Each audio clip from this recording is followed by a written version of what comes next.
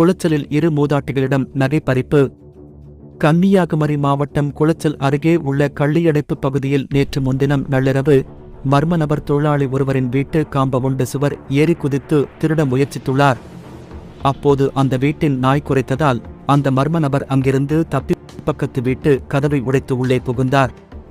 இந்த வீட்டில் மூதாட்டி மார்சலின் வயது 65 என்பவரின் கழுத்தில் கிடந்த 7.5 பவுன் தங்க சங்கிலியை பறித்தார்.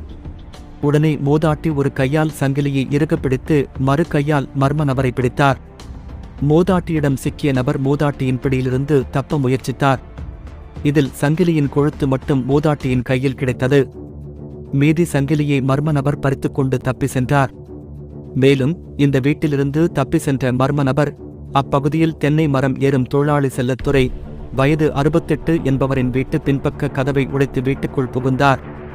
அப்போது செல்லத்துறை மனைவி தங்கத்தின் கழுத்தில் கிடந்த 3.5 பவுன் சங்கிலியை பறித்துவிட்டு தப்பி சென்றார். இந்த சம்பவம் குறித்து குளச்சல் போலீசில் புகார் செய்யப்பட்டது. தகவலறிந்த குளச்சல் போலீசார் சம்பவம் இடம் விரைந்து சென்று விசாரணை மேற்கொண்டனர். மேலும் போலீசார் தொடர்ந்து அப்பகுதியில் உள்ள சிசிடிவி கேமரா காட்சிகளை ஆய்வு செய்து வருகின்றனர்.